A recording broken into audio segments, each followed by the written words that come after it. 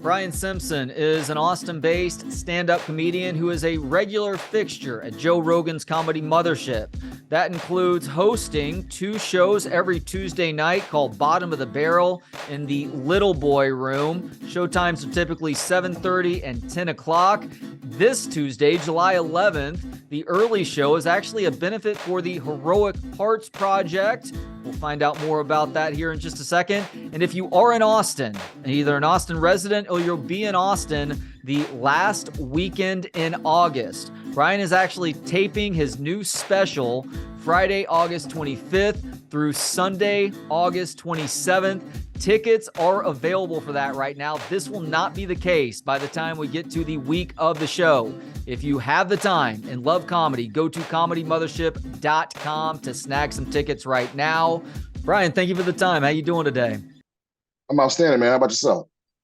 I am doing really well, and it's a real pleasure to get to speak with you. You are a guy that I like to cite and think of when I tell people about Austin becoming this stand-up mecca over these last couple of years, which not only means getting to see these dudes that have been making you laugh for a long time, but a lot of the fun is about learning about new comedians in the process. And one of those guys is you. I have watched you open for Rogan, Tony Hinchcliffe, and others over the course of these last couple of years. And I think I've seen you in some other shows now as well. Just how much fun is it being a stand-up comedian in Austin right now? Oh, it's great, man. I mean, it's great if you like, stage time. It's a lot of shows. It's a lot of enthusiastic crowds. A lot of the crowds are really into comedy. So yeah, it's been a lot of fun, man. Being able to work out things much faster and that sort of thing. And you do a regular show at the Comedy Mothership. It's called Bottom of the Barrel. I feel like it's on Tuesdays, but that's actually one of 2 shows that you're doing this Tuesday. You're actually taking part and hosting, rather, a benefit for the Heroic Hearts Project. Now, this is a show that is going to include your friends Ron White and Tony Hinchcliffe, but what exactly is the Heroic Hearts Project? So it's a nonprofit organization that they help veterans with mental health issues using psychedelics. I think they've helped over 400 veterans at this point.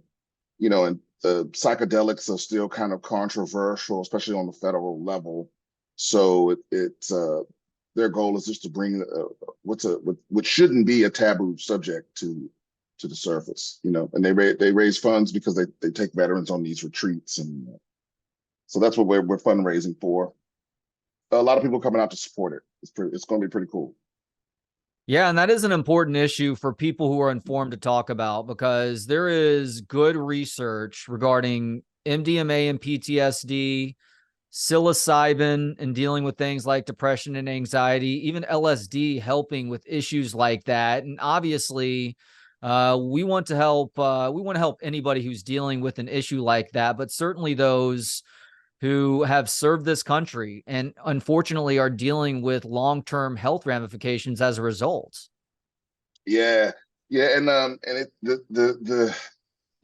because the VA is federal, people, it can get kind of dicey when you're talking about using what are federally illegal substances. And, so it's one of those things. And a lot of times, that's what's best for the veteran.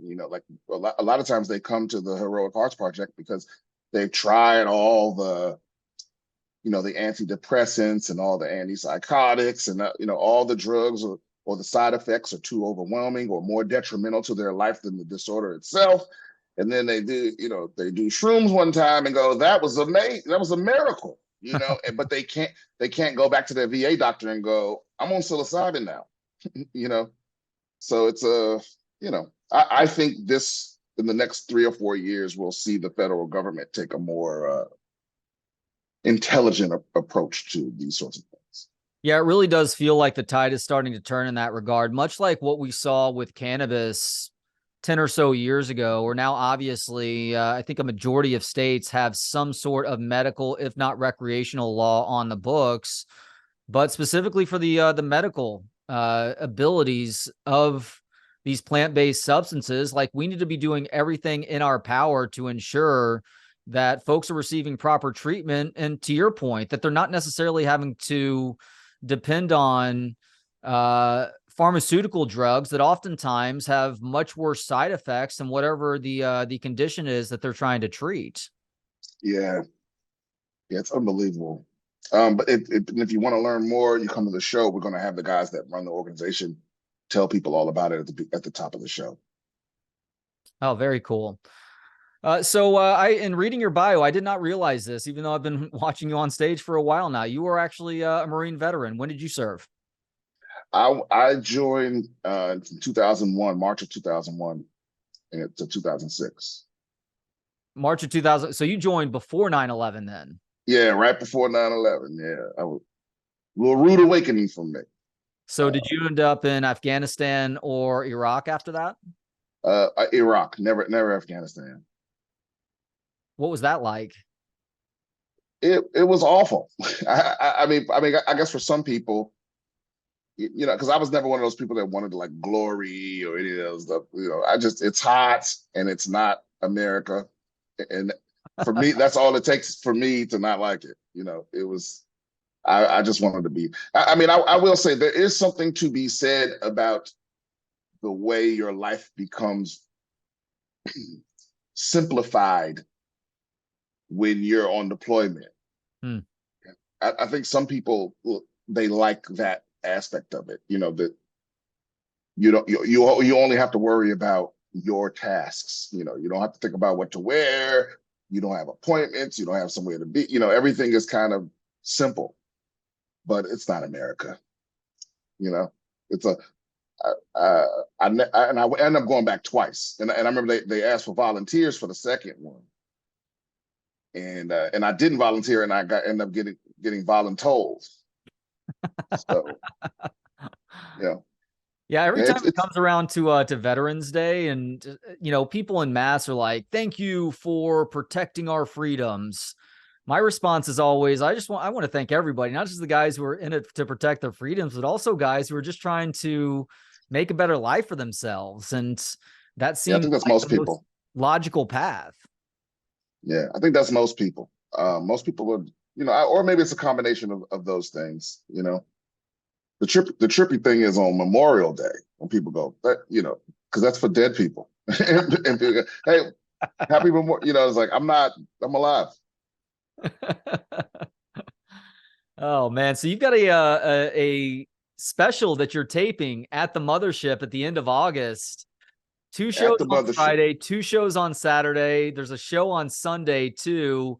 And there are still tickets available for all 5 shows right now. That will not be the case a week out. So if you're listening to this right now, go to comedymothership.com and get tickets to this special taping. Brian, you've got some of the funniest jokes, I think, in town right now. I'm not going to have you rehash them for me because that's not good radio necessarily, but your WAP joke may be as good a bit as it gets in this city right now. So kudos on that. How long Yeah, have you been working on this set, and just how ready are you to tape this special next month?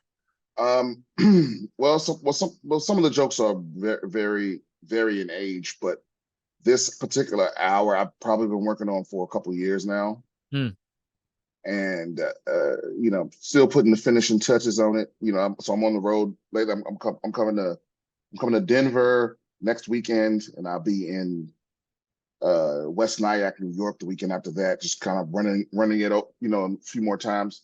But yeah, it's been a long time coming, and it's going to be my best thing that I've done so far. You know how I know that WAP joke is gold? Because the people who are laughing hardest in the crowd aren't guys, it's women. Yeah, I think a lot of my jokes start out that way, where the people that think they aren't going to like the joke in the beginning end up liking it the most at the end. Yeah. When was the first time you went up on stage? Man, to do comedy, it was in February of 2011. I don't remember the exact day, but I actually went to a musician's open mic and didn't know. I was at the wrong place. I was in the wrong type of situation. Because it was their open mic and they hated when comedians came to it. And so nobody laughed, and it was one of those, and I almost gave up, but one person in the back laughed. Hmm. And after I got off stage, he was like, "Hey, yeah, man, you're in the wrong place. These people don't go off of what this is." So I kept going. Was this in Los Angeles? This was in San Diego. Okay. Yeah, I started out in San Diego, and I stayed there for about 5 years before I moved to LA. So I've had Asan Ahmad on the show, and I know of Derek Poston too. So did you come up with those two guys? I did. I came up with Asan and Derek and a few other guys, and yeah, and we all moved to LA and did pretty well there, and then we all moved to Austin too, and we're all doing pretty well here. Derek and Asan actually host. So my Bottom of Barrels on Tuesday nights. Their shows on Wednesday nights. Yeah, solid comedy show. And both shows. See, I haven't seen a show in the Little Room just yet. I'm actually going to go see Nick Swartzen there at the end of the month, but I hear great things about Little Boy. I've only seen shows in the Fat Man up to this point, though.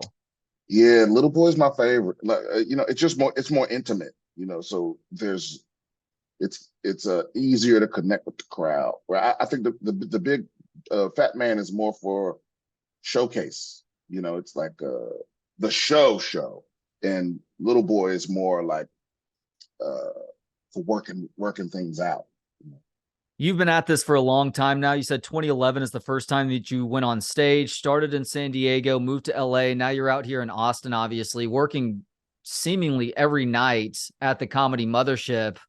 So I assume that you're pretty immune to being starstruck, considering some of the huge names that you've been around night in, night out at that club. Is there a most starstruck you've ever been around another stand-up comic, though? There has to be at least that one person. Yeah, actually, it's funny you said that. This happened yesterday. I just gotten off stage in the Fat Man. I walk into the green room, and Tony Woods is standing right. And I was like, oh, holy shit. Because he is like he is the guy that Chappelle looks up to. You know what I mean?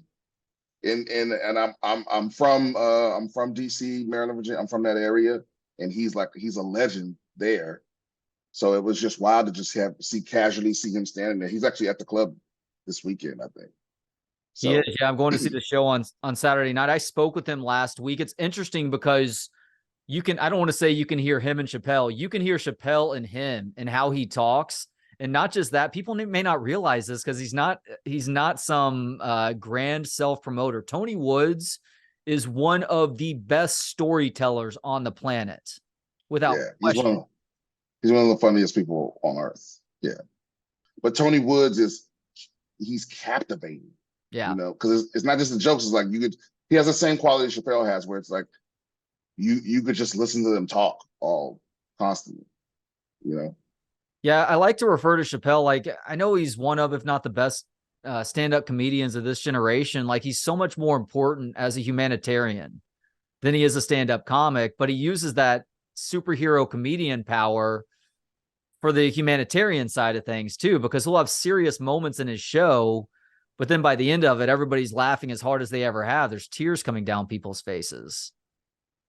And Tony Wood has a similar quality, you're saying, though. Yeah. Both, third-degree black belt comedians for sure. What do you think it is about the DC area that has allowed so many great comics to come out of there over time?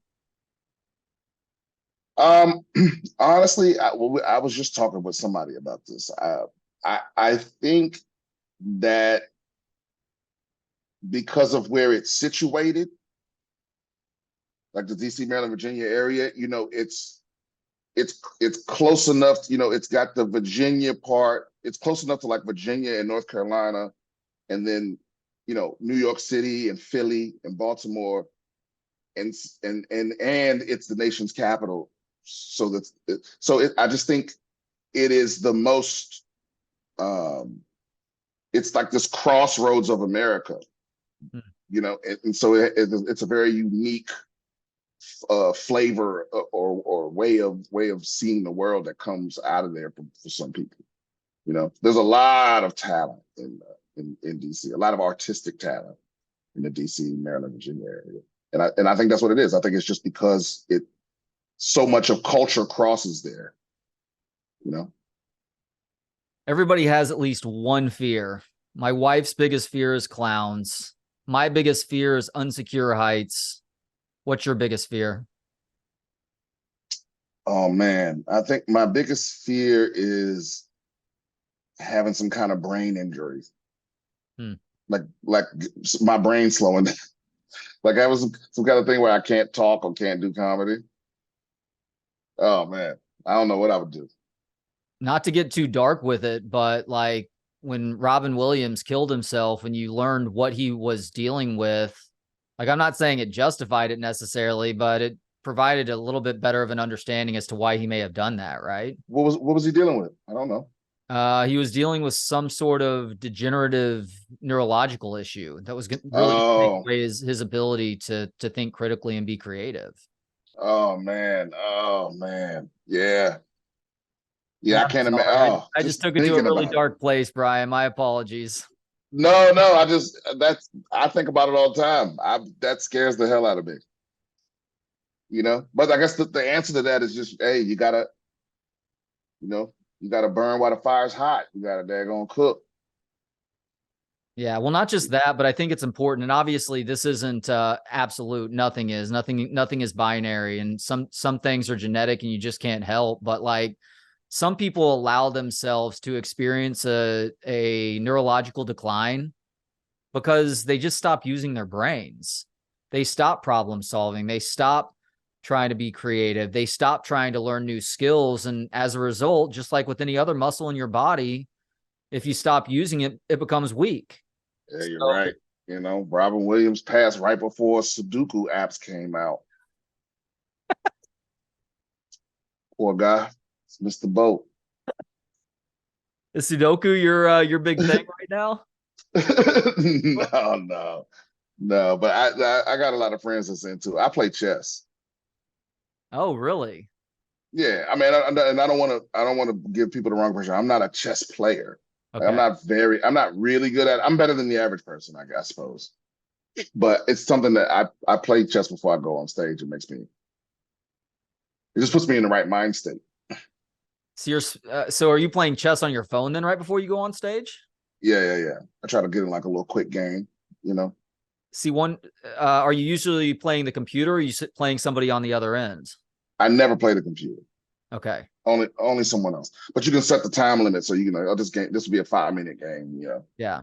You got to go Yeah. quick. And one of the fun things about chess is you're obviously well aware is it forces you to think several steps ahead, but also to be adaptable too whenever somebody does something that you hadn't necessarily considered. Right. Yeah. Yeah, you can be and if you play the quick games, you have to do that very quickly. You have to think and adapt and think ahead, and it's kind of like the same mindset you got to be in on stage. Like you have this planned routine, but anything can happen. Something can strike you. There could be an interruption. So it's the same kind of mind state of like just thinking quickly and logically. You know, What do you love about the mothership? what I love about the mothership is that it is comedian centric. Hmm. You know, it, it's all about comics having a place. You know, comics having a home, and so at least we try to be very welcoming for funny comedians. Funny being the key word. Perhaps this Yeah, hasn't happened yet, but I feel like you have made it at this point. So what was the point where you felt like you had made it as a comic? oh, I don't feel like that. Yeah.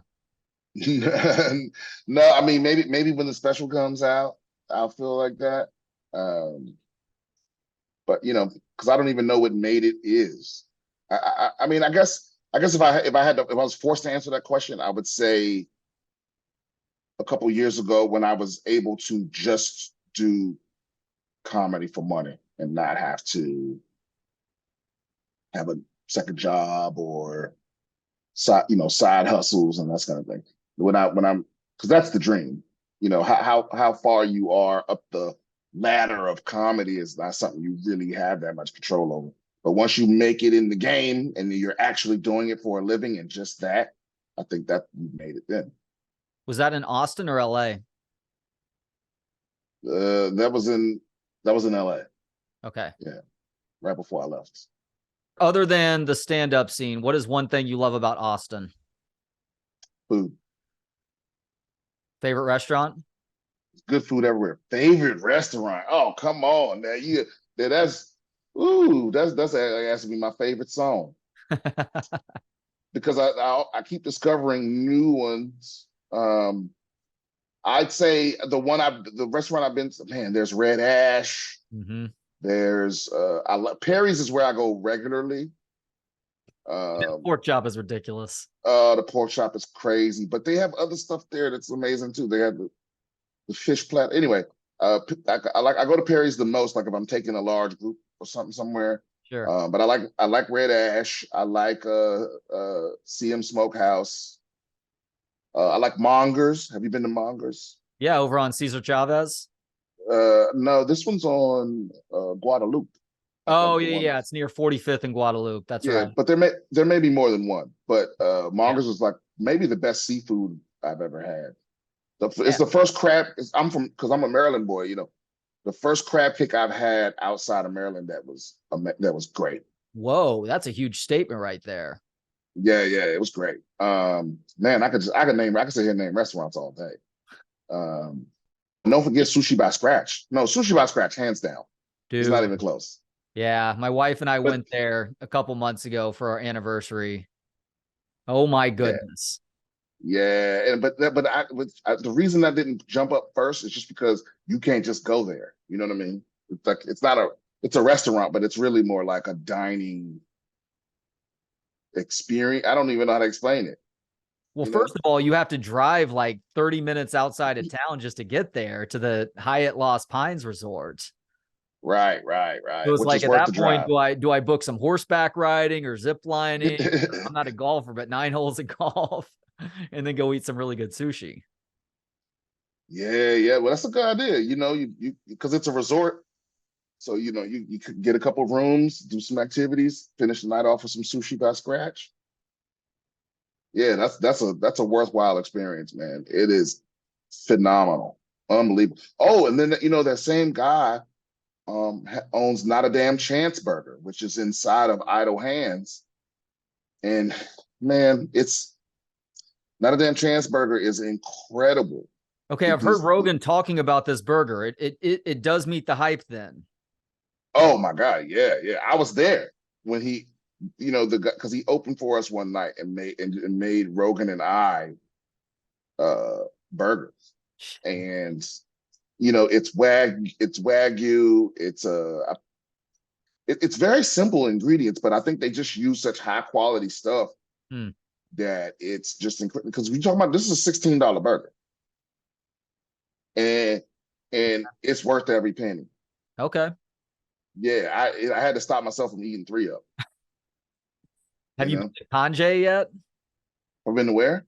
Conjay, it's a Caribbean place over on Cesar Chavez also, I believe. No, Conjay? Conjay, Canje. This is Caribbean spot. Actually, it's on 6th Street, East 6th Street. Sanjay. Conjay. Okay. You're gonna call it. Here's the thing, and this is such a foodie thing too, where they have seemingly obvious pronunciations for everything, but they pronounce it different. It's like their own little lingo. It looks like Canje, Canje, but they pronounce it Conjay. Oh yeah, see, I think that's an Austin thing. I don't know. All of the service staff was calling it Conjay, and they were. I thought they were mispronouncing certain things that they swore is how you actually pronounce it. But yeah, it's this really good Caribbean spot. It's received a bunch of accolades. I highly recommend that for your next meal. You're looking for someplace to go. I like how it just starts oh, the appetizer just says wagwan. You know, Exactly. okay, they lean into it. All right. No, they, Tile fish, that looks good. yeah. No, this Yeah, this place is worth it. I might have to go here today. Yeah. Callaloo may be the best of the sides. The braised greens, they've got they didn't have the spaghetti squash the last time I was there, but yeah, that there wasn't Wow. an item that we ordered that was not good. So you go there and hopefully it's that next good place that you discover. Okay. All right. I'm down for this. All right. Last question then, Brian, because I asked you something you love about Austin. Food is a good answer because this has become a great food city over the last 15 years. What is something that you don't like about Austin, considering you've been here for what, 2 or 3 years now? I don't the politicians. I can't stand the fact that they won't like because I put it like this: if another winter, like we weren't prepared for winter, and it really bothered me. Yeah. That was the only time I ever was mad that I lived here when wintertime came and it was 36 degrees and the whole city shut down because of freezing drizzle.